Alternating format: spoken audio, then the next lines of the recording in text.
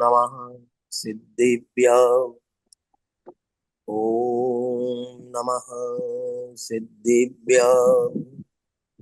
ओम नमः सिद्धिभ्य। ओम शुद्धात्मने नमः। नमो अर्हन्ताणम् नमो सिद्धाणम् नमो आयर्याणम् नमो उवज्जायाणम् नमो लोये सौवसाहणम्। सकल कर्म नो क्षय करी पाम्या स्वयं स्वभाव सर्वज्ञानी परमात्मने नमो करी बहुभाव। इष्टोपदेश ग्रंथ આપણે અંતિમ ચરણમાં ચાલે છે। 51 ગાથાનો નાનકડો ગ્રંથ, જેને નાનકડો સમયસાર મિની સમયસાર પણ કહેવામાં આવે છે। એમાં 50 નંબરની ગાથા આપણે જોઈ હતી। 49નો ગાથાનો સાર એક ગાથામાં 50 નંબરની ગાથામાં આચાર્યએ લખ્યો, જીવ જુદા ઉદ્ગલ જુદા આટલો તત્વકથનનો સાર, બાકી જે પણ કંઈ કહેવાય એ બધું એનો જ વિસ્તાર છે। રાગથી ભિન્ન છે એ પણ એનો વિસ્તાર, શરીરથી ભિન્ન છે એ પણ એનો વિસ્તાર, કર્મથી ભિન્ન છે એ પણ એનો વિસ્તાર, સંયોગથી ભિન્ન છે એ પણ એનો વિસ્તાર। ટૂંકમાં જીવ અને પૂદગલ બે અલગ અલગ છે। આ શોર્ટ કથન એનો વિસ્તાર કરો તો 12 અંગ અને 14 પૂર્વ આખું એમાં ભરાઈ જાય। અને એમાં અંતિમ ચરણમાં જે આચાર્યએ 2 લાઈન લખી હતી એ લાઈન ઉપર આપણે સ્વાધ્યાય ગઈ વખતે કર્યો હતો, એને આગળ વધારીએ છીએ। પેજ નંબર છે 103। 51 નંબરની ગાથાના ઉપરની 3 લાઈન છે એ આપણે વાંચીએ ફરીથી। પાનું 103, 50 નંબરના શ્લોકની અંતિમ 3 લાઈન। હા, આત્મ સન્મુખ થઈ વેદ જ્ઞાન દ્વારા આત્મ તત્વનો નિર્ણય કરવો એ તત્વ કથન।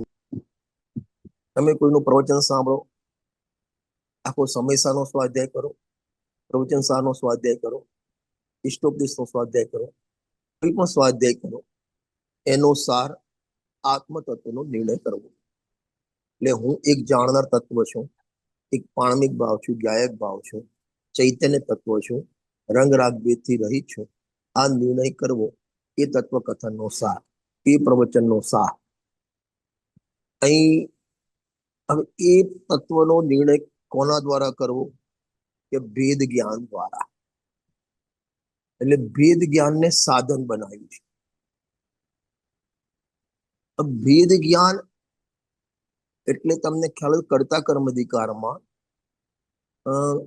ત્યાં 72-73 નંબરની ગાથામાં કીધું, શું જ્ઞાન માત્ર રીતે બધનો નિરોધ થઈ જાય?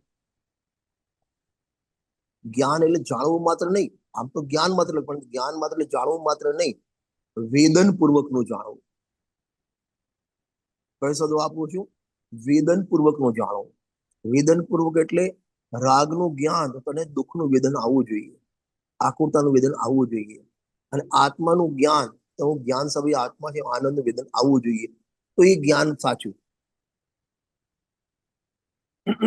એટલે વેદ જ્ઞાન દ્વારા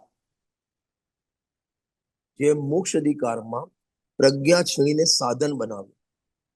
ત્યાં લખ્યું, આત્મા અને બંધના દ્વિધાકરણની ઊંડી મીમાંસા કરવામાં આવે, કરણ સંબંધી ઊંડી મીમાંસા કરવામાં આવે તો કરણ સંબંધ, કરણ એટલે સાધન, આત્મા અને બંધને અલગ અલગ પાડવા માટે સાધન શું એની મીમાંસા, એની ચર્ચા, એની વિચારણા કરવામાં આવે તો આત્માથી અભિન્ન ભિન્ન કરણનો અભાવ હોવાથી, એટલે જે સાધન છે,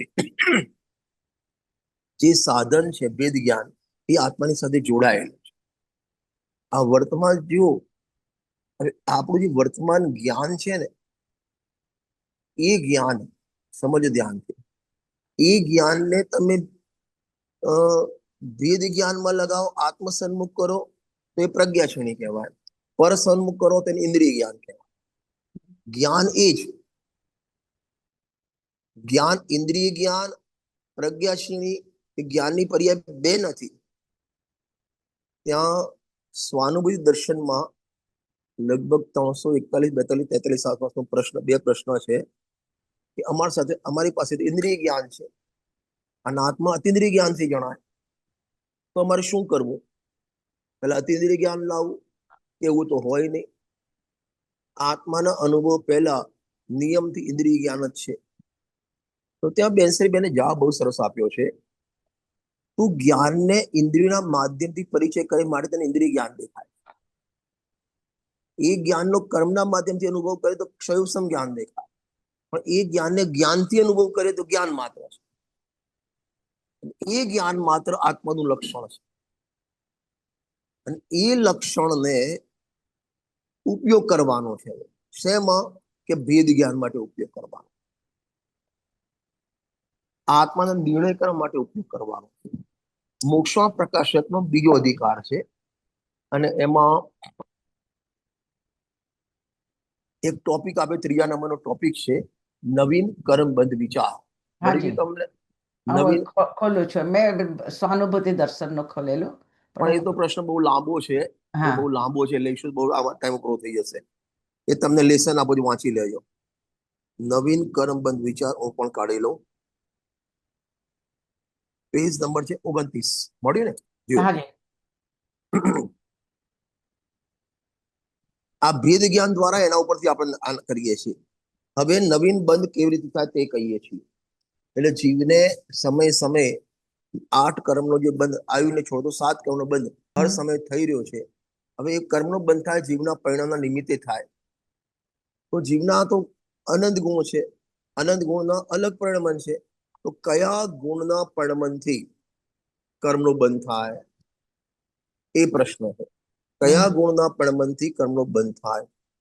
જેવું એમાં દ્રષ્ટાંત છે, જેમ સૂર્યનો પ્રકાશ છે તે વેગ પટલથી જેટલો પ્રકાશ વ્યક્ત નથી તેટલો તે કાળમાં અભાવ જ છે. અને તે મેઘ પટલના મંદપણાથી જેટલો પ્રકાશ થાય એ સૂર્યના સ્વભાવનો અંશ છે, પણ તે મેઘ પટલ જનિત નથી. તેમ જીવનો જ્ઞાન દર્શન સ્વભાવ છે. તે જ્ઞાન દર્શન આવડો અંતરાયના નિમિત્તથી જેટલો પ્રગટ નથી તેટલો તે કાળમાં અભાવ છે. અને જે કર્મનો ક્ષયુસમથી જેટલું જ્ઞાન દર્શન સ્વભાવ પ્રગટે તે જીવનો સ્વભાવનો અંશ છે. શું કહેવા માંગે છે? જીવો જેમ વાદળા હોય, વાદળા અને ઉપર સૂર્ય છે, અને વાદળ એકદમ ઘન આમ ઘાટા વાદળા હોય તો સૂર્યનો પ્રકાશ નીચે આવે? નહીં, ના આવે. હવે એ વાત થોડા આગા પાછા થાય તો એ સૂર્યનું કિરણ નીચે પૃથ્વી પર આવે. બરાબર છે? એમ એમ હવે એ જે સૂર્યનો પ્રકાશ આવ્યો વાદળાના વચ્ચે થઈને આવ્યો, વાદળા હટ્યા એટલે આવ્યો, પણ એ પ્રકાશનું કિરણ જે છે એ કોનું? વાદળાનું છે કે સૂર્યનું છે? સૂર્યનું છે. સૂર્યનું છે. એટલે સૂર્યના સ્વભાવનો અંશ છે. બરાબર? એમ કર્મ બે પ્રકારના, એક અઘાતી કર્મ ને ઘાતી કર્મ. અઘાતી કર્મ નિમિત્તે સંયોગ મળે. હવે સંયોગ તો કર્મબંધનું કારણ નથી એટલે એને બાજુ મૂકી દઈએ. હવે ઘાતી કર્મ રહ્યું. હવે ઘાતી કર્મ 4 કર્મ છે: જ્ઞાનાવરણી, દર્શનાવરણી, મોહની, અંતરાય. મોહનીને હમણાં બાજુમાં રાખો. હવે 3 કર્મ રહ્યા: જ્ઞાનાવરણ, દર્શનાવરણ, અંતરાય. બરાબર? હવે એ 3 કર્મમાં અત્યારે 3 કર્મ લઈએ છીએ અને એ 3 કર્મની સામે અહીં જ્ઞાન, દર્શન ને વીર્ય 3 ગુણનું પરિણમન છે. બરાબર? હવે એમાં ખાલી જ્ઞાન લઈએ છીએ આપણે, 3નું સેમ છે એટલે જ્ઞાન લઈએ. હવે જેટલા કર્મનો ઉદય છે એટલો અહીં જ્ઞાનનો અભાવ છે, અને જેટલા કર્મનો ક્ષયોસમ થયો એટલું જ્ઞાન પ્રગટ છે તમને. બરાબર? તો પહેલો અંશ કે એ જે જ્ઞાન પ્રગટ છે ભલે કર્મના ક્ષયોસમના લીધે થયું નિમિત્તે, પણ એ કર્મનો અંશ છે કે જીવના સ્વભાવનો અંશ છે? જીવના સ્વભાવનો અંશ છે. બરાબર? હવે વાંચો, ફરીથી પાછું લેવો. પેલું તે જીવના સ્વભાવનો જ અંશ છે. કર્મોદય જનને ઔપાધિક ભાવ નથી. એટલે એમાં એ જ્ઞાનનો તો ઉપયોગ લક્ષણ છે, એને ઔપાધિક ભાવ ના કહેવાય, એને સ્વભાવનો અંશ કહેવાય. 2 વાત. અને આ સ્વભાવનો અંશ અનાદિથી કદી એનો અભાવ થયો નથી. કારણ જ્ઞાનનો અભાવ થઈ જાય તો આત્મા જડ થઈ જાય. ભલે નિગોદમાં ગયો, જ્ઞાનનો અભાવ થયો નથી. 3 વાત. ચોથી વાત, એ વડે જીવના જીવત્વનો નિશ્ચય કરી શકાય છે. મારે આ બતાવવું છે. આ વર્તમાન જ્ઞાન વડે જ જીવના જીવત્વનો નિશ્ચય થઈ ગયા. એટલે આત્મા હું જ્ઞાન સમય આત્મા છું એ નિર્ણય કરવા માટે વર્તમાન જ્ઞાન છે. એના વડે, એટલે બીજા કોઈ કર્મ વડે નહીં, રાગ વડે નહીં. આત્માનો નિર્ણય શુભ વડે ના થાય, રાગ વડે ના થાય, સ્વભાવના અંશ વડે થાય. બરાબર. તમને આ હાથ, તમારા શરીરમાં તાવ આવ્યો છે. હવે એ તાવ તમારે આમ જોવું હોય તો આ નખ પણ એ પણ શરીરમાંથી આવેલા છે, અને આ પણ શરીરનો અંગ છે. તમે આ નખ અડાડશો તો તમને ઠંડી ગરમી ખ્યાલ આવશે? નહીં. નહીં આવે. પણ શરીરનો પાર્ટ જ્યાં હાથ છે એને આમ લગાવો, ઠંડુ ગરમ તમને ખ્યાલ આવશે. એમ આ વર્તમાન જ્ઞાન છે હાથ જેવું છે. એના વડે જ્ઞાન સમય આત્મા નક્કી થાય. આ નખ રાગની જગ્યાએ એના વડે આત્મા નક્કી ના થાય. બરાબર? કેટલી વાત થઈ ગઈ. એક સ્વભાવનો અંશ છે, ઔપાધિક ભાવ નથી, અનાદિથી આનો અભાવ થયો નથી. 3 વાત. અને ચોથી વાત, એના વડે જીવનો નિશ્ચય થાય. સાહેબ, કઈ રીતે નિશ્ચય થાય જીવનો? આગળ વાંચો કે આ જે દેખવા જાણવાની શક્તિને જાણ કરનાર વસ્તુ છે તે જ આત્મા.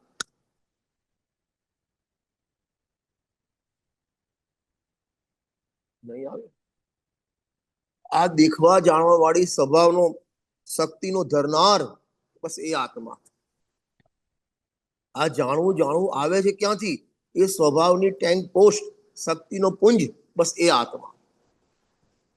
એના વડે આપણે ત્યાં દ્વારા હતું, વેદ જ્ઞાન દ્વારા. અહીં વડે કહો, દ્વારા કહો, એક જ છે. એટલે વર્તમાન ઉપયોગ આપણો, વર્તમાન જ્ઞાન નો વેપાર એ આપણા માટે માસ્ટર કી છે. આપણે એને કઈ બાજુ વાળીએ છીએ? જો જીવના જીવત્વ માટે નક્કી કરો તો જ્ઞાનનો સદુપયોગ, અને એને પરમા લગાવો તો જ્ઞાનનો દુરુપયોગ. એ આપણે ઈષ્ટોદેશમાં હતો ને, વેદ જ્ઞાન દ્વારા. કયો શબ્દ હતો? વેદ જ્ઞાન દ્વારા આત્મતત્વનો નિર્ણય કરવો. એટલે વેદ જ્ઞાન એટલે ખરેખર જ્ઞાન વેદ જ્ઞાન રૂપ જ હોય. એ બાર પરમાં લાગે તો વેદ જ્ઞાન કરે, આ સારું છે, આ ખરાબ છે. તમે મોઢામાં ખજૂરનો એક પીસ મૂકો ને તો એ વખતે જ્ઞાન કામ કરે કે કરે ને, કે અંદર જે ઠળીઓ છે કાઢવાનો છે હે છે, અને આ છે ઉપાદેય છે. આવું જ્ઞાન તમને વર્તે કે ના વર્તે?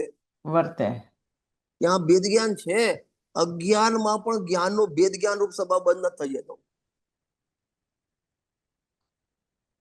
આપણે તકલીફ ભેદ જ્ઞાન તો આપણે કરીએ જ અજ્ઞાન અવસ્થામાં, પણ આપણે અજ્ઞાન અવસ્થામાં પરમાને પરમાં ભેદ જ્ઞાન કરીએ છીએ. સમ્યક જ્ઞાન થતા સ્વ અને પરમાં ભેદ જ્ઞાન. આપણે ભેદ જ્ઞાન કઈ રીતે કરીએ છીએ?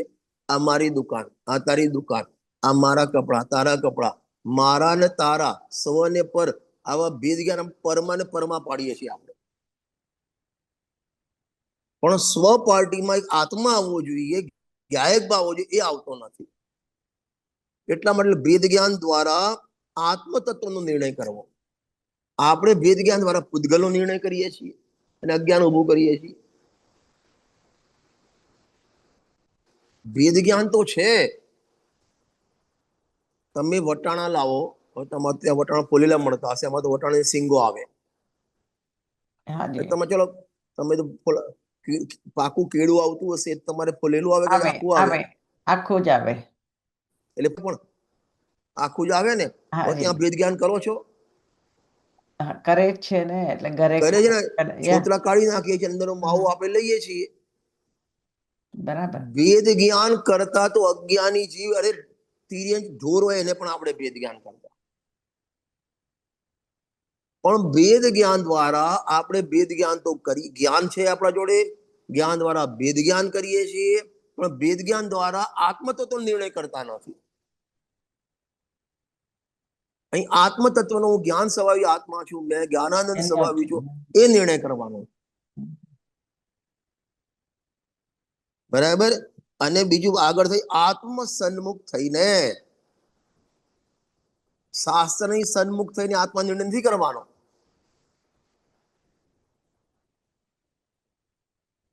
વાર લાગે નહીં. પેલામાં આ તો પતી ગયું. મોક્ષા પ્રકાશક પૂરું થઈ ગયું.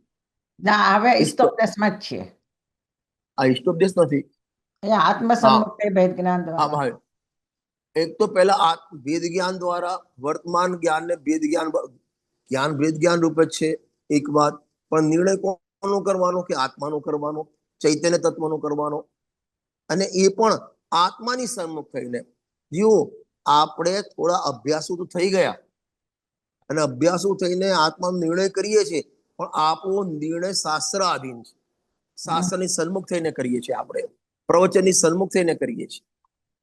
આમાં આમ લખ્યું છે, જો આમાં પ્રમત પણ નથી, અપ્રમત પણ નથી, આમાં ફલાણું લખ્યું છે, આમાં ઢીકણું લખ્યું છે, એમ આપણું વેદ જ્ઞાન આપણને આત્મા શાસ્ત્રમાં દેખાય, પણ જ્યાં આત્મા ત્યાં નથી દેખાતો. એટલા માટે લખ્યું આત્મ સન્મુખ થઈને. ગુરુદેવસિંહના પ્રવચન નીકળશે આમાં. હાજી. બીજો ભાગ 357 નંબરનું પાનું કાઢો. આ જ ગાથાનું પ્રવચન છે. હાજી હાજી. જુઓ, એમાં એના નીચેનો પેરેગ્રાફ વિકલ્પ ઉઠે છે. નીચે હજુ નીચે. હા બસ નીચે હજુ નીચે. હા, વિકલ્પ ઉઠે છે, સ્વાધ્યાય જ નથી. આપણે આપણો સ્વાધ્યાય વિકલ્પાત્મક છે, શાસ્ત્રના લક્ષ્ય, આત્માના લક્ષ્ય નથી. એટલા માટે મૂળ ગાથામાં આત્મ સન્મુખ થઈને વેદ જ્ઞાન દ્વારા ચૈતન્ય તત્વનો નિર્ણય કરવો લખ્યું ગુરુદેવશ્રીએ. વિકલ્પ ઉઠે સ્વાધ્યાય જ નથી. પરમાર્થ સ્વાધ્યાય ભગવાન આત્મા અંતર્મુખ થઈને જેટલી એકાગ્રતા પ્રગટ કરે તેને જ ભગવાન મોક્ષનું કારણ સમજ પર્યાય ગણવામાં આવી છે. બાકી જેટલા બધા વિકલ્પ ઉઠે, હું એક છું, હું શુદ્ધ છું, હું ધ્રુવ તત્વ છું, પાણમિક ભાવ છું, પ્રમત નથી, અપ્રમત નથી, અકર્તા છું, આ બધા વિકલ્પ ઉઠે છે ને એ સ્વાધ્યાય જ નથી. અને આપણે એને સ્વાધ્યાય માની લીધો. બરાબર. સ્વાધ્યાય સ્વ પ્લસ અધ્યાય. સ્વનું અધ્યયન કરવું, આત્માનું અધ્યયન કરવું, એનું નામ સ્વાધ્યાય છે. આપણે પ્રવચન સાંભળી લીધું, કર્ણેન્દ્રનો વિષય બનાવ્યો, ક્ષયોપનો વિષય બનાવ્યો, સ્વાધ્યાય થઈ ગયો. આજ મારો 2 કલાક સ્વાધ્યાય થઈ ગયો. ભગવાન એને સ્વાધ્યાય કહેતા નથી. પછી એ સ્વાધ્યાય એકલો ચિંતે, મનન કરે, અને જે વિકલ્પ ઉઠે ને કે એ પણ ભગવાન કે સ્વાધ્યાય નથી. એટલે એ બધું હોય ભૂમિકામાં, પહેલી પ્રાથમિક ભૂમિકામાં એ બધું હોય, પણ તું સાવચેત રહેજે. એ વિકલ્પ છે, સ્વાધ્યાય નથી, એ અનુભવ નથી. શું ગજબ લખ્યું ગુરુદેવશ્રી. તમારે હમણાં હું આવ્યો ત્યારે તમારી ઈષ્ટ અનિષ્ટની કઈ કલ્પનાની વાતો ચાલતી હતી. હમણાં 14 ભંગ ચાલતા હતા ને કળશ ટીકામાં, તો 251 ગાથા હતી, તો એમાં ગુરુદેવે 3 દોષ કેવી રીતે અજ્ઞાની માની છે એના પર વાત ચાલતી હતી. હેલો, આમાં મોક્ષના પ્રકાશકના 4થા અધિકારમાં બહુ સરસ વાત કરી છે. જગતમાં કોઈ પણ પદાર્થ ઈષ્ટ નથી અને કોઈ પણ પદાર્થ અનિષ્ટ નથી. અનિષ્ટ નથી. ઈષ્ટ અનિષ્ટ તો આપણી કલ્પના છે. એક વાત, આ ઈષ્ટ અનિષ્ટની કલ્પના 2 ભાગ પાડવાના. એક શ્રદ્ધા અપેક્ષાએ, એક ચારિત્ર અપેક્ષા. અજ્ઞાનીને ઈષ્ટ અનિષ્ટની કલ્પના શ્રદ્ધા અપેક્ષાએ, જ્ઞાનીને પણ ભૂમિકા અનુસાર સમ્યક દર્શન થયા પછી પણ ઈષ્ટ અનિષ્ટની કલ્પના થાય, પણ ચારિત્રનો દોષ છે. એને પણ થાય, આ રોટીમાં નથી, મને ઠંડી રોટી નહીં ભાવે, ના પાડ દે, થાય ઈષ્ટ અનિષ્ટની કલ્પના, પણ એ ચારિત્ર દોષ છે. ખરેખર શ્રદ્ધા અને ચારિત્રના દોષનો જે વર્ગીકરણ આપણે કરતા શીખી જઈએ ને, તો આપણે જ્ઞાનીની શ્રદ્ધા થાય. પદાર્થ કોઈ ઈષ્ટ પણ નથી, અનિષ્ટ પણ નહીં, એ તો ગે માત્ર છે. હવે હું ઘણી વખત દ્રષ્ટાંત આપું છું કે ગુરુદેવના પ્રવચનમાં આ ટાઈપનું દ્રષ્ટાંત આવે. હું થોડું એને ફેરવીને બતાવું છું કે એક જ ગામમાં 2 ભાઈ છે. એક ભાઈના ત્યાં ગુરુદેવે કુંભારનું દ્રષ્ટાંત આપ્યું છે. કુંભારની 2 દીકરીઓ 2 અલગ અલગ ગામમાં પરણાયેલી, બરાબર, બાજુના ગામમાં, આમ ક્લોઝ. હવે એક કુંભારની પેલી એને માટલા નવા બનાયા અને બની અને મૂક્યા. એટલે માટલા બનાવ્યા પછી એને સુકવવા પડે, એને ગરમીમાં શેકવા પડે, ત્યારે એ માટી કાઠું માટલું થાય. બરાબર? એટલે અને એ વખતે વાદળા ઘેરાયેલા હતા. એટલે એને પ્રાર્થના કરી કે ભગવાન આજે વરસાદ ના થાય તો સારું. બરાબર? અને એની બીજી બેન હતી, એને ખેતરમાં દાણા નાખેલા હતા, એટલે બિયારણ નાખેલું હતું. અને એ કે જો વરસાદ નહીં આવે મારું બિયારણ આજ બળી જશે, ફેલ જશે. એ કે વરસાદ આવે તો સારું. હવે કદાચિત વરસાદ આવ્યો તો ઈષ્ટ કહેવો કે અનિષ્ટ કહેવો? ઈષ્ટ પણ નથી ને અનિષ્ટ પણ નથી. વરસાદ તો વરસાદ છે, એ ઈષ્ટ પણ નથી, અનિષ્ટ પણ નથી. અને ગુરુદેવની શૈલીથી વાત કરું ને, જગતમાં ઈષ્ટ તો એક ભગવાન આત્મા છે, બાકી બધું અનિષ્ટ છે. અને અનિષ્ટતારી પર્યાયમાં કષાય ભાવ થાય ને, અજ્ઞાન ભાવ, રાગ ભાવ, એ વાસ્તવમાં અનિષ્ટ છે. સંયોગો અનિષ્ટ નથી. પર્યાય અપેક્ષા આત્મા ઈષ્ટ અને કષાય અનિષ્ટ. સંયોગો ઈષ્ટ પણ નથી, અનિષ્ટ પણ નથી. અને પછી ત્યાં ચોથો અધિકાર બહુ સરસ વાત લખી છે. એ ટોપિક નું નામ આપ્યું રાગ દ્વેષનું વિધાન અને વિસ્તાર. મજાનો ટોપિક છે, રાગ દ્વેષનું વિધાન અને વિસ્તાર. કઈ રીતે? જો શોર્ટમાં સમજાવું તમને. તમને જે ઈષ્ટ લાગે એના પ્રત્યે રાગ થાય, અનિષ્ટ લાગે એના પ્રત્યે દ્વેષ થાય. આ તો સિમ્પલ છે. તમને જે ગમતી વસ્તુ તમારા સંયોગમાં આવે, તમને કેવું લાગે? અરે બોલો. હેલો. ગમે ગમે ગમે અને ઈષ્ટ લાગે, અને ઈષ્ટ ઈષ્ટ લાગે. અને જે તમને આમ ના રૂચતું હોય એની વસ્તુ આવી જાય, તમને ના ગમે, દ્વેષ એ અનિષ્ટ લાગે, અનિષ્ટ લાગે. એ ટોપિક કાઢતાની બહુ મોટો છે. હું શોર્ટમાં કહ્યું છું એને, કારણ કે Okay. 10-12 લાઈનનો છે ને. તો એમાં લખ્યું કે હું તમને દ્રષ્ટાંત આપું કે આ તો તમારી ઈચ્છા પ્રમાણે સંયોગ આયા, તમને ઈષ્ટ લાગે. અને ઈચ્છા પ્રમાણે સંયોગ ના આયા, તમને અનિષ્ટ લાગે. આ રાગ દ્વેષ થયા. એનો વિસ્તાર કઈ રીતે થાય છે? પંડિતજી એના ઉપર ભાર આપ્યો છે, રાગ દ્વેષનું વિધાન અને એનો વિસ્તાર. તો અનિષ્ટ તમે જે એમાં કલ્પના કરી અનિષ્ટની, એ સંયુક્ત થતા દ્વેષ થાય. અને ઈષ્ટની કલ્પના કરી, એ સંયુક્ત થતા રાગ થાય. બરાબર? હવે એનો વિસ્તાર લાડ કઈ રીતે લંબાય છે? જીઓ, તમને એસી ગમે છે, ઠંડક વાળું એસી ગમે છે, બહુ ગરમી હોય એસી ચાલુ કરી ગમે છે. બરાબર? તો એસી પ્રત્યે શું થઈ ગયો? રાગ. રાગ થઈ ગયો. રાગ. અને ગરમી પ્રત્યે દ્વેષ. બરાબર? હવે કોઈ આવીને કે ભાઈ એસી બંધ કરો, અથવા એસી નથી ચાલુ કરવાનું, સવારથી 5 કલાક એસી ચાલુ કરી બંધ કરી દો એસી. તો એ તમને જે ગમતું ઈષ્ટ હતું એનો કોઈ નિષેધ કરે તો એના પ્રત્યે દ્વેષ એ થાય. પણ નહીં ગમે. ના, એટલે એના પ્રત્યે એટલે દ્વેષ દ્વેષ થાય. થાય. બરાબર. બરાબર? એના પ્રત્યે દ્વેષ થાય. અને એટલામાં એની મમ્મી આવી, અરે રહેવા દો, છોકરાને શું કામ ના પાડો છો? એટલે મમ્મી સારી લાગે. તો મમ્મી પ્રત્યે રાગ થયો. તો એ રાગ દ્વેષની લાળ આગળ લંબાય. એનો જે નિષેધ કરે એના પ્રત્યે રાગ દ્વેષ, એને જો સપોર્ટ કરે એના પ્રત્યે પણ રાગ દ્વેષ. આ રીતે રાગ દ્વેષની વિસ્તાર થયા જ કરે છે. એટલે પછી તમારી વાતનો સપોર્ટ કરે એના પ્રત્યે રાગ, પછી એનો કોઈ સપોર્ટ કરે એના પ્રત્યે રાગનો રાગ, પછી આગળ જ વધે. અને એનો જે નિષેધ કરે એના પ્રત્યે દ્વેષ, અને નિષેધ કરનારને સપોર્ટ કરે એના પ્રત્યે પાછો દ્વેષ. પણ દ્વેષ. આ રાગ દ્વેષની લંબાઈ, એટલે લાળ લંબાયા કરે જીવનમાં. ટોપિક વાંચો. મેં તો ખાલી બે લાઈનમાં શોર્ટમાં કીધું, બહુ સરસ છે. 1 કલાક જોઈએ એ ટોપિક માટે. રાગ દ્વેષનું વિધાન અને વિસ્તાર. તમે તમારા ઘરમાં છે, છોકરા આવ્યા કે રાત્રે 8 વાગે, મમ્મી મને ભૂખ લાગી છે, જમવા આપો. તમે કીધું બેટા રાત્રિ ભોજન ના, રાત્રે ભોજન નહીં કરવાનું. પાઠશાળા તમે ભણાવે, રાતે ભોજન નહીં કરવાનું. તો ભોજન પ્રત્યે રાગ હતો, મમ્મી પ્રત્યે દ્વેષ થઈ ગયો.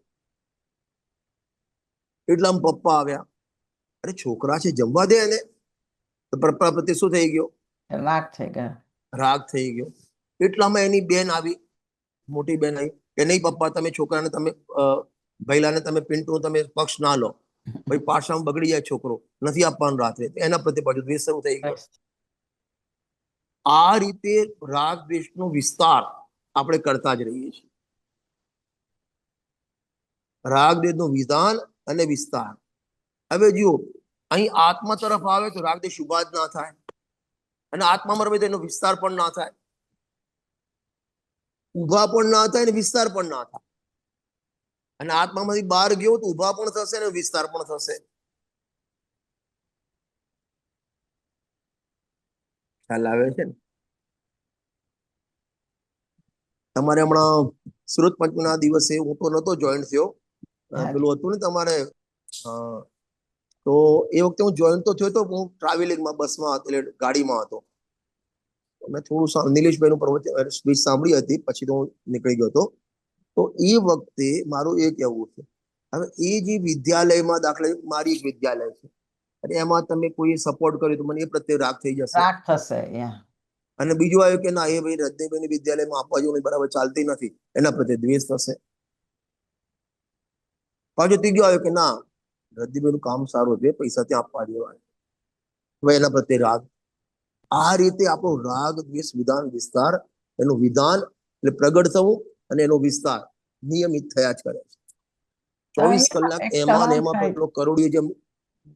એક સવાલ થાય છે, તમે કે હમણાં આપણે તો રાગ દ્વેષની હિસાબે વાત કરીએ છીએ, પણ આપણને એમ થાય કે આ સ્કૂલને આપીએ તો વિચાર કર્યા તો બી રાગ દ્વેષ કેવાશે? રાગ દ્વેષ તો છે, એ સ્કૂલ પ્રત્યે તમારો રાગ થયો ને, એટલે જ આપવાનો ભાવ થયો. અરે 25 સ્કૂલમાં 25 માં તમને એક પ્રત્યે થયો ને. હા, બરાબર. ખરેખર તો પ્રવચન સાગરને આધારે કહું, ઇન્દ્રિય જ્ઞાન બહાર જાય તો 50 માંથી એક ગેને પકડ્યું ને તો એના પ્રત્યે રાગ, બાકી પ્રત્યે દ્વેષ. એ રાગ છે, ગેયાર્થ પરિણમન, એ જ રાગ દ્વેષનું કારણ. પ્રવચન સામાં લખ્યું છે, આ લીલું છે, આ પીળું છે, આ વાદળી છે, આવું ગેયાર્થ પરિણમન એ જ બંધનું કારણ, રાગનું કારણ. ગેનો પલટો. તમે સિમ્પલ, તમે જમવા બેઠા છો, તમારા ઘરમાં બેઠા છો, એ વખતે તમને રાગ દ્વેષ થાય? આ ખાવું છે ના નથી ખાવું, એમાં તો થાય. થાય કે ના થાય? થાય. ગુરુદેવશ્રીને યાદ કરો, સિમ્પલ, વિતરાગતા ના હોય ત્યાં સુધી રાગ થાય ને થાય. પર્યાયમાં વિતરાગતા ના હોય ત્યાં સુધી રાગ થાય ને થાય. આપણને રાગ છે ખબર નથી પડતી, દ્વેષ છે ખબર નથી પડતી. એ તમારા જમવામાં દાળ ભાત શાક રોટલી કચુંબર પાપડ ને બધું છે, બરાબર, 2 શાક છે, 1 ફરસાણ છે, 2 ચટણી છે, તમે વારા પરથી એક એકને ગ્રહણ કરો છો, તો એ રાગ દ્વેષ છે કે નહીં? છે. અને શાક ફરીથી માંગ્યું, બીજું શાક કારેલાનું શાક ના માંગ્યું કે મને નથી ભાવતું, તો કારેલા પ્રત્યે દ્વેષ થઈ ગયો, ટીંડોળા પ્રત્યે રાગ થઈ ગયો. આ ચાલુ છે. 24 કલાકે કશામાં જ ડૂબેલા છીએ આપણે. તો આપણે પ્રવચન સાંભળીએ એ પણ રાગ છે? એ પણ રાગ, પ્રશસ્ત રાગ કહેવાય. પ્રશસ્ત પણ છે તો રાગ ને. હા, તો રાગ જ છે. અને સમયસારમાં પુણ્ય પાપ અધિકારમાં લખ્યું, તે કેમ છે ને, તે કેમ હોય સુશીલ જે સંસારમાં દાખલ કરે. ભલો રાગ, પ્રશસ્ત રાગ કઈ રીતે કહેવાય જે સંસારમાં દાખલ કરે? પુણ્યનો બંધ થયો ને તમને એમાં, તો રાગ જ છે ને. બરાબર. એટલે અશુભ જલ્દી ખ્યાલમાં આવી જાય, શુભ ખ્યાલમાં નથી આવતું. અરે ભાઈ, શુભની મીઠાશ છે એટલે ખ્યાલ નથી આવતો. શુભ ખ્યાલ તો આવે પણ રાગ છે નથી આપણે નક્કી કરી શકતા. ભગવાને 5 લાખ રૂપિયા દાનમાં આપ્યા, એ રાગ જ છે ને, શુભ રાગ છે. તો પછી નહીં આપવાનું? ગુરુદેવની ભાષામાં કોણ આપે? આપણે ગોદીના શિષ્ય છે, કોણ આપે, કોણ કરે? એ પૈસાનું ક્ષેત્ર છેતર થવાનું નક્કી છે, અને તમને જે ભાવ આવવાનો એ પણ નક્કી છે. તમે પૈસામાં પણ ફેરફાર ના કરી, તમારા પરિણામમાં પણ ફેરફાર ના કરી શકો. તમારું કામ એટલું, તમે જ્ઞાતા દ્રષ્ટા છો. એક પરમાગમ સાર છે ગુરુદેવસિંહના 1008 બોલ છે, અને એમાં 979 કે 989 નંબરનો પ્રશ્ન છે, અને ત્યાં પ્રશ્ન કર્યો, સાહેબ ઉપવાસ આદિ કરવા કે ના કરવા? વાંચી લેજો તમે. અચ્છા. 979 989 આટલો આગા પાછી હશે થોડો. ઉપવાસ આદિ કરવા કે ના કરવા? તમને પ્રશ્ન પૂછું છું, ઉપવાસ આદિ કરવા કે ના કરવા? એ તો પછી પ્રશ્ન જ નથી. ઉપવાસ નહીં, તમને પૂછ્યું, તમને કોઈ પૂછે સાહેબ આઠમનો ઉપવાસ કરવો કે ના કરવો, તમે શું જવાબ આપો? થાય તો કર, નહીં થાય તો નહીં કર. કાં તો એમ ભાઈ તારી તાકાત હોય તો તું કર. ગુરુદેવસિંહ તું કરે એમ નથી લખી કીધું, તું ના કરે એમ નથી કીધું, કરી જ નથી શકતો. કરી શકતો નથી એમ નથી કીધું, ઉપવાસ કર એમ પણ નથી કીધું, ઉપવાસ ના કર એમ પણ નથી કીધું, અને કરી શકાય તો કરવું એમ પણ નહીં, કરી શકતો નથી એમ નથી કીધું. એમને એમ કીધું જે આહારના પરમાણુ આવવાના નથી એને તું મેળવ, એમ કઈ રીતે કહી શકીએ હવે? ઉપવાસમાં તો ભોજન આવવાનું નહોતું, એકચ્યુઅલમાં ભોજન આવવાનું નહોતું, અને તું એમ કે મેં છોડ્યું ભોજન. તો ચલો આપણે રાગ તો કર્યો ને ભોજન છોડવાનો, એ રાગ પણ ક્રમમાં આવવાનો હતો. એ રાગને તું કર ના કર અમે કઈ રીતે કહી શકીએ? તો શું કરવું? ગુરુદેવ કે ભેદ જ્ઞાન કરવું. વેદ જ્ઞાન દ્વારા લે છે ને, એના માટે વાત કહું છું. જો આ શૈલી દ્રવ્યાન યોગની છે.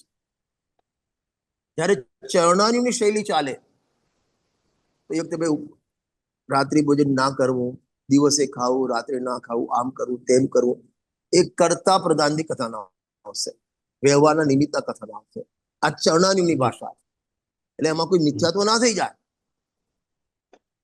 હા, ત્યાં છડામાં લખ્યું ને, પરો ચતુષ્માઈ પાપ તજ પોષદ ધરીએ, એટલે પરો ચતુષ એટલે અષ્ટમી ચતુર્દશી 4 ચતુષ કહેવાના હોય, 2 અષ્ટમી 2 ચતુર્દશી ને પર ચતુષ કહેવાય. એમાં પાપારમ છોડી અને તું ઉપવાસાદી અંગીકાર કર.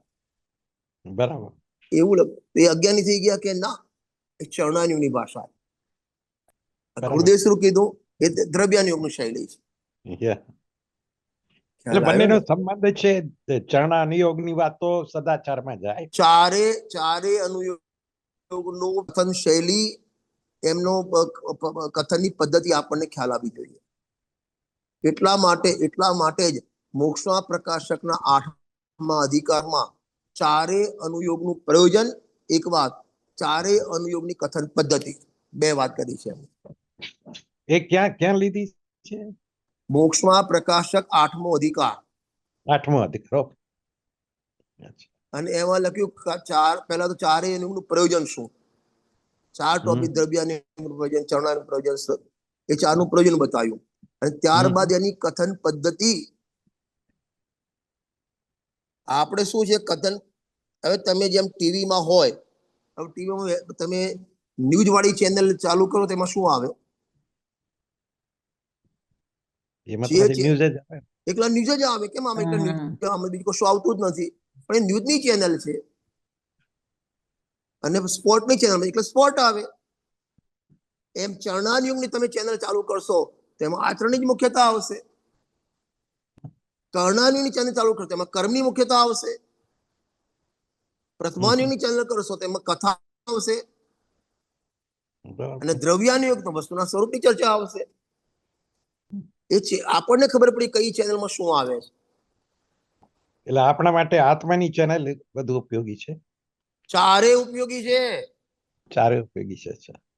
बहुत सारी चैनल है रजनी भाई, वो एंटरटेनमेंट का प्रयोजन रखती है। बहुत सारी चैनलें एंटरटेनमेंट करती है और अपने चारों अनुयोग वितरागता करते हैं. चारे अनुयोग में वितरागता અને ચારે અનુયોગનું બેલેન્સ હોવું જોઈએ. બરાબર. આપણા જીવનમાં ચારે અનુયોગનું બેલેન્સ હોવું જોઈએ. અને કાયમ એના માટે ગોમટ સારની જે ટીકા લખી પંડિતજી આપણે ટોલમજી સાહેબે, સમ્યક જ્ઞાન ચંદ્રિકા, અને એની પ્રસ્તાવના લખી, અને એમાં 3 લાઈન લખી છે ગજબની, જીવનભર યાદ રાખવા જેવી. જે લખ્યું છે એમાં જે વ્યક્તિ દ્રવ્યાનુયોગ અનુસાર પોતાના આત્માનો દ્રષ્ટિકોણ અનુભવ કરે એ કર્ણાનુયોગ અનુસાર કર્મના ઉપશમ આદિ થાય છે. એવા જીવનું જીવન ચરણાનુયોગ અનુસાર સદાચારમય હોય છે અને આવા જીવને પ્રથમાનુયોગ મહાપુરુષ કહે છે. ચારે અનુગ આવી ગયા. ચારે આવી. અને 85 જે લે છે એ જ વાત છે ને 172. 85 તો એમાં લખ્યું ચારે અનુ તાત્પર્ય વિતરાગતા. એટલે આપણને વિતરાગતા કાઢતા આવડવી જોઈએ. મેં હમણાં અઠવાડિયા પહેલા કોટા અમારી શિબિર હતી, ગુરુવાણી મંદન શિબિર. એ વખતે મેં કીધું હતું કે આપણને ગુરુદેવ ગમે છે, ગુરુદેવનું તત્વજ્ઞાન ગમે છે, પણ ગુરુદેવનું જે જીવન ચરણાનુયોગમય હતું એ આપણને કેમ ગમતું નથી? કારણ કે પોતાને કરવું નથી. નહીં ગમતું નથી તો તમને ગુરુદેવ જ ગમ્યા નથી. એવું તો હોતો નથી. એ તો પાટલી ગુરુદેવ ગમે ને પાટલી ના ગમે એવું ના હોય. એવું બને નહીં. હા બને ને. આપણને ગુરુદેવ સાંગો પાંગ, મેં દ્રષ્ટાંત પણ આપ્યું હતું. મને મારી વાઈફ ગમે છે, બાકી વન પીસ ગમવી જોઈએ. પછી મને વાઈફ ગમે છે, આંખ નાક નથી ગમતા, કાન નથી ગમતા, મને વાઈફ જ નથી ગમતી. એમ આપણને ગુરુદેવ દ્રવ્યાનુયોગ ગમે, પરિણામ માત્ર જ્ઞાતા ભાવ છે, કરતા છે, એ બધું ગમે. અને આ ગુરુદેવનું જીવન ચરણાનુયોગમય આખું જીવન હતું, એ કેમ નથી ગમતું? એ કેમ અંગીકાર નથી કરતા જીવનમાં? ગુરુદેવ 365 દિવસ, એક પણ દિવસ એવો નહીં હોય સવારે ભગવાનની પૂજા નથી કરી, એક પણ દિવસ એવો નહીં હોય બપોરે 4 વાગે ભક્તિમાં નથી બેઠા. એ આપણને, અને એક પણ દિવસ એમને એવો નથી કે મર્યાદિત ભોજન ન કર્યું હોય. આપણને એ કેમ નથી ગમતું? એ કેમ અંગીકાર નથી કરતા? કારણ કે આપણને મસાલા વાળું બધું ખાવું છે ને, એ બધું. હા, એમ નહીં તો આપણને ગુરુદેવ ગમ્યા નથી પૂરા, આપણને ગમ્યા નથી. બરાબર रजनी भाई, हाँ, तो इसमें थोड़ा सा वो गमता है, एक पहली वो स्टेप कदम ये उठना चाहिए कि उसका अहोभाव उनके चरणानुयोग की जीवन शैली पर देखो मुझे मेरी अहोभाव। बात, हाँ मेरी बात सुनो.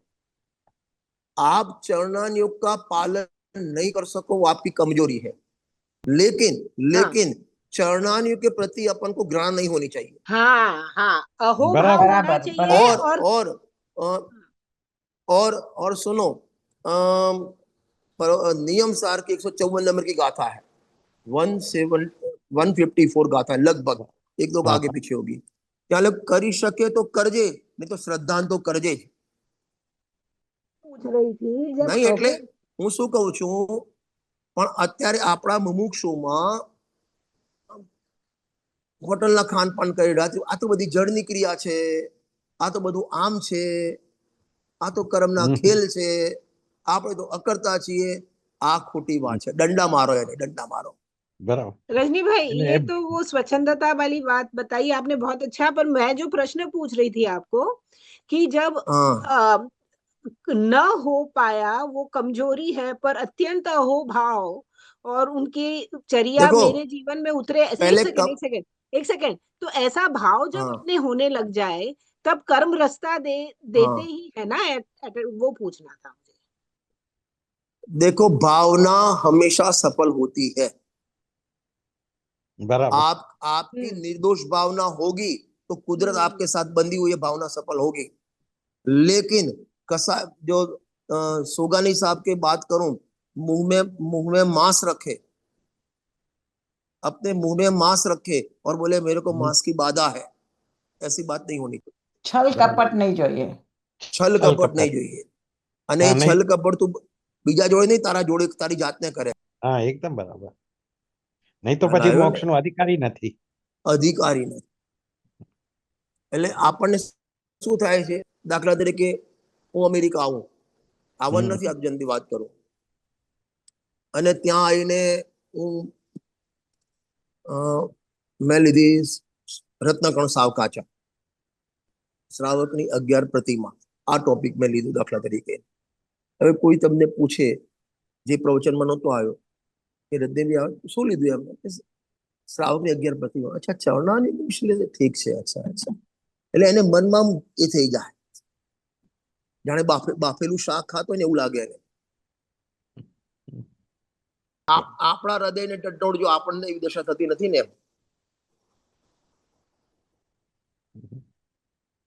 बराबर है, ये सेल्फ एग्जामिनेशन है। આત્માવલોકન કરો આપ. અચ્છા બાલબોધ ભાગ એક લીધો છે. અચ્છા અચ્છા અચ્છા છોકરાઓ માટે લીધો હશે એટલે તું મોટો થઈ ગયો મોટો. આપણામાં ઘણી કમી, હું પણ આવી ગયો, આપણા બધામાં કમી છે, આપણો માઇનસ પોઈન્ટ છે. ના પણ કમી ખબર પડે તો એની કાઢવાની કોશિશ કરી, કમી ખટક લાગે તો. જો બે વાત કરું છું, ગઈકાલે અમારા ડોક્ટર હિતેશભાઈ છે અમદાવાદમાં, કાર્ડિયક છે, સોનગઢના છે, અને રેગ્યુલર હું એમને મારું ચેકિંગ કરાવ્યું હતું, પછી મેં નિયમ આપ્યો એમને સ્વાધ્યાયનો. એવરીડે તમને આનંદ થશે, 3 વર્ષથી રોજ રાત્રે 11, 12, 1 વાગે મેસેજ આવી જાય કે આજનું લેસન થઈ ગયું છે, આજનો સ્વાધ્યાય થઈ ગયેલો છે. અને વચ્ચે 3-4 દિવસ ગેપ પડે ને હું લખું ભાઈ ગેપ પડ્યો છે, અમે તમારી દવા રેગ્યુલર લઈએ છીએ તો તમારે પણ અમારી દવા રેગ્યુલર લેવી પડશે. અને ગઈકાલની જ વાત, ગઈકાલે એને મેસેજ આવ્યો વચ્ચે 3 દિવસ પ્રમાદમાં રહી ગયા છે, એની મને ખટક છે. તો મેં જવાબ લખ્યો એમને, દોષ અને પ્રમાદ, દોષ અને પ્રમાદ એ બેનો સ્વીકાર થવો એક વાત, એ બેનો સ્વીકાર થવો એક વાત, અને એની ખટક રહેવી એ બહુ મોટી વાત છે. મોટી વાત છે, બહુ સરસ. એનો દોષનો સ્વીકાર પણ થવો જોઈએ ને એ દોષની ખટક પણ રહેવી. જેમ હું પીતો નથી, હું રાત્રે ચા પીતો હું દાખલા તરીકે, કોઈ મારી સમજો એવી મારી બેડ હેબિટ છે, છૂટતી નથી, પણ અંદર ખટક રહેવી આ ખોટી વસ્તુ છે. એ ખટક રહેશે તો આજ નહીં તો કાલ છૂટશે, પણ એ તમારા દોષને તમે જીનવાણીથી ઢાંકશો તો જિંદગીમાં નહીં છૂટે. कोई ने कोई बहाना निकले।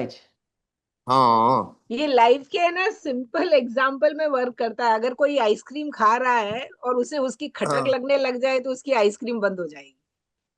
खटक लगनी चाहिए. हाँ, એટલે મેં એમને લખ્યું દોષ અને પ્રમાદ એનો સ્વીકાર થવો અને એની ખટક રહેવી એ દોષ છૂટવાનું પ્રથમ સોપાન છે, પ્રથમ પગથિયું છે દોષ છૂટવાનું. ચલો સમય થઈ ગયો છે, નેક્સ્ટ મળશું ત્યારે લઈશું. જય જિનેન્દ્ર. જય જિનેન્દ્ર.